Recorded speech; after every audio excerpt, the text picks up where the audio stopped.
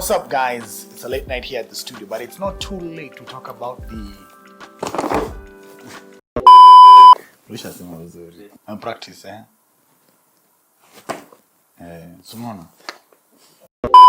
What's up, guys? It's a late night here at the studio, but it's not too late to talk about the Oppo Reno 10 5G. My goodness. Now, so one shout out to our guy Kaiser for doing the first impressions on this device, but I've had the opportunity to take this for a ride, and I must say I have quite a number of things to talk about this device. So the Oppo Reno 10 happens to be the 10th generation of the Oppo Reno series, which we have had the opportunity to experience at least almost every variant up in Kenya, from the Oppo Reno to the Oppo Reno 2F. You know, remember the days of the sliding pop-up camera, to the Oppo Reno 3, 4, 5, 5F, 6, 7, 8, 8T, and finally Oppo Reno 10. Now, Oppo just launched the Oppo Reno 10 and the Oppo Reno 10 Pro here in Kenya. Both of them are 5G. Thanks over to the guys at Safaricom, and all these amazing guys have made 5G possible in Kenya. That's what making all these smartphone manufacturers watulete simu za 5G. Now, the Oppo Reno 10. I must first say, mali tumefika sahi, everyone's battle, everyone's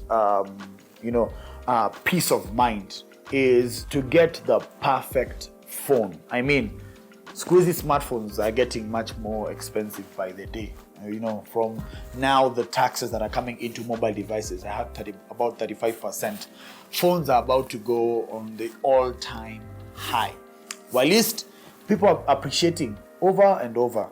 Wasi wanaanza kuappreciate kukuwa na simu fiti. You know, these are not just the days that someone would settle with a 10K, 20K phone. Now people are actually appreciating having good phones. So the greatest battle saiko smartphones ni, which is the perfect mid-range device.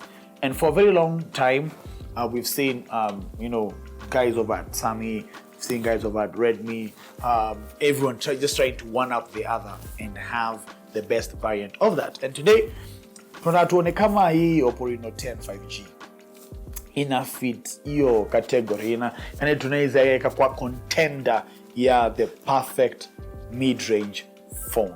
Now, as always, when it comes to design and aesthetics, wasi wa Oppo huwa wanakuanga tu wameweza. Now, I know there are some guys like Kaiser himself who would previously, or actually ideally, appreciate the boxy style that we saw adopted from the Oppo Reno 6. I mean, Oppo Reno 6 was the introduction of the boxy style. Tukatoka Oppo Reno 6, 7, 8. Zote zilikuwa zinachukua ile boxy design.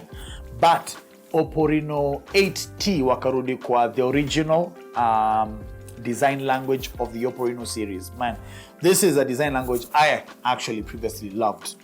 I like the fact that we've gone back to that, you know, the curved edges, the not so boxy frame. So that's what we actually get with the Oppo Reno 10. By the way, when Wally launch 8T, then it's just going to be a one-off thing.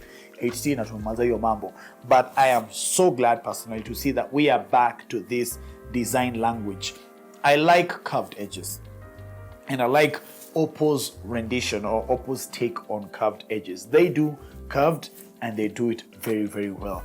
As always, their textured finish. This is the silvery gray option. The camera bump which you're about to talk about. But in terms of aesthetics, ini simu uta enjoy. You will not only enjoy to hold it, you not only enjoy to use it. It's quite a phone. It's a nice phone that just fits into your hand. Ini simu yenye uta enjoy hata ukiwa tao kwa place na there's a lot of thievery happening. When you hold your phone very well, because sure this is not something that will quickly or easily be taken from your hand, unless you're those guys who hold your phone as though you don't mind. But by the time unafika kubai simu ya 56K, 57K, utaichunga ni kama unaipenda. So when you talk about aesthetics, the Oppo Reno 10 design language is something I personally prefer, again, hii ni test and preference, juu Kaiser bado kwa boxy na watu wengine kama Ken bado kwa boxy design, but I personally like the curved edges. When it comes over to display, you ideally get an amazing display at this price point. Remember, tuna content for the perfect mid-ranger. Atuongee kuhusu ma high end. Unajua sasa Kaiser enjoy the premium side of life. But for someone who's looking for, that ultimate mid-ranger, this is a pretty nifty and nice screen, making sure you enjoy a fluid display. It's a combination of three things actually. One, an amazing nifty display. Two, you get the 120 hertz of smooth, amazing stuff. You have the MediaTek Dimensity 7000 chipset and all these amazing things. And by the way, let me just read you out the specs of this device, just in case signed on interact na device. One, it's a 6.7 inch AMOLED Full HD Plus display. It's a HDR10 display that goes all the way up to 950 nits of peak brightness. Nimeitumia nje and it gets really bright, so you'll get to enjoy using your phone outside. Not only that, it comes with the MediaTek Dimensity 7000 chipset. Hii story tutaongea kidogo hapo kwa MediaTek, but that's the chipset that it comes with. Android 13, ColorOS 13.1. It has your 8 GB of RAM and 256 GB of storage, UFS 2.2. Unajua hizi majina saa zingine zinawapita pitanga. If you want us to do a video later on some of these things, please let us know. It has your triple camera array, 64 megapixel main camera, 32 megapixel telephoto, and your 8 megapixel ultra wide. It can shoot all the way to 4K at 30 frames per second. Now all your configurations, your single camera or your selfie camera is a 32 megapixel camera that can shoot 1080p. That's the much that you can do. It has all this amazing nifty stuff. Your Bluetooth 5.3 and on the ideally is a 5000 milliampere battery with 67 watts wired super VOOC charging. But guess what? I know hamja tune in kwa sababu ya hizo specs, because specs sometimes ni numbers too. But how does this phone translate on a day-to-day life? One, I can say one of the reasons as to why Oppo still take a lead, especially Appa, is their execution on aesthetics.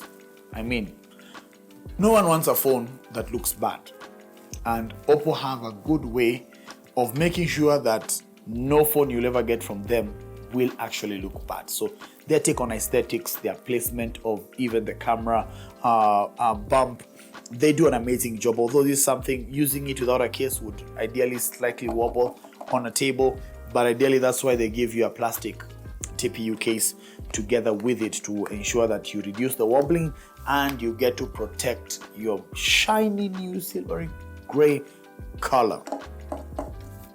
I like the fact that they also introduced one color that we saw back with the Oppo Reno 5. That's the color that has so many colors within it, but you have ideally 2 color options.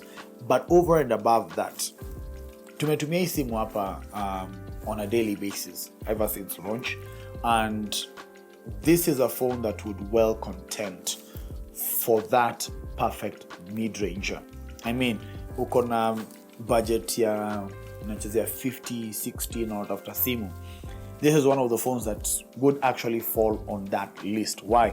Because for a very long time, mimi sijakuwa fan wa MediaTek chipsets, but the MediaTek Dimensity 7000 is a good chipset. I mean, this is a phone that we've done some of our work in, over and above us, just doing reviews. We do photography. Chekini pale Steve Kimathi pale Instagram. He takes amazing photographs, and the ability to edit them on the go, kutumia Photoshop ya simu and a Lightroom, just baked inside the phone. These are some of the things that the phone can do, raw power. And that's one of the things that is empowered by your MediaTek Dimensity chipset. So this is a phone that handles day-to-day tasks pretty well. Na kama mmecheki whatever is happening with Oppo, some of the people that they're working with for this phone are actually photographers. Why? Because this phone is good in photography. I like the fact that they give you a 64 megapixel main sensor. It's a Sony camera, and that powered by the Dimensity chipset inakupatia photos unaweza tumia. Kwanza ukipatia hii simu good lighting, my goodness, it will give you photos to die for. And I know that's squeezy sahi. Ask any Kenyan why they're buying a good phone. One of the things will be camera, because now gone are the days where lazima tuende studio ndio tupige picha, and we are creating memories by the day. So hakuna kitu fiti kama kukuwa na simu ukitoa hivi kwa mfuko upige picha.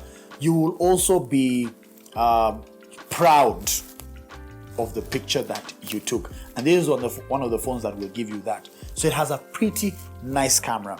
The design is amazing. The power, it packs very well. And kama kawaida Oppo hajaangusha charging. I mean, 67 watt. This phone fills up pretty fast. I mean, like today morning when I was getting ready, I think it took me less than 30 minutes and my phone was ready to go for the whole day. And I've used it for quite some time, and it's at 50%. I left at home with it when it was around 90 something. It was not yet at 100. I think it was at 90, 91. So battery life is something that how do I compromise on, especially with the Oppo Reno series. Now, when we look at it as an all-rounded phone, because unajua, anytime you're buying a phone, you're not just buying a phone for its camera. You're not just buying a phone for its battery. You're not just buying a phone for, its looks. I mean, who buys a phone for its looks? It comes with the looks as an addition, but when I do iPhone akapo wacha ni buy hapana. There must be a conglomeration, a coming together of amazing things. And this is why this is one of the phones that would perfectly compete for the perfect Midranger, because it's a nice combination of design, aesthetics, battery life and charging, camera, and performance. And while it comes in, I don't know whether it's a whooping or a staggering, but I take it as it is. It comes at launch price of about 57,000. It is, for me, it's relatively well priced, especially since we know how much money Oppo phones have been launching for the past few years. So it's nice to have something under the 60K mark and have something good while at it. So this is a phone that would ideally compete well for your perfect mid-ranger. Got the looks, got the performance, got the brains, and got the eye. That's the camera. He got it all. So he's going to compete vizuri. But I'm really looking forward to the Oppo Reno 10 Pro. And if you want to see our review on that phone, please stay tuned. Tuambia labda hapo kwa comment section, what's your thoughts on the Oppo Reno 10 5G? Lakini mimi ukiniuliza, this would be an ultimate contender. It will be a pretty good contender for the perfect mid-ranger. When him say, unataka tu simu fiti na uko na, you want a phone that will last you for a while, this will be one of the phones that can well compete in that price range. Sijui kama niko na mengi ya kusema. Maybe probably after a month or two of using this device, we might come back with different thoughts. I mean, we've just used it for 2 or 3 weeks. Lakini so far, so Oppo. See you guys on the next review. It's a wrap from us guys here at Tech Ed Africa. Peace out.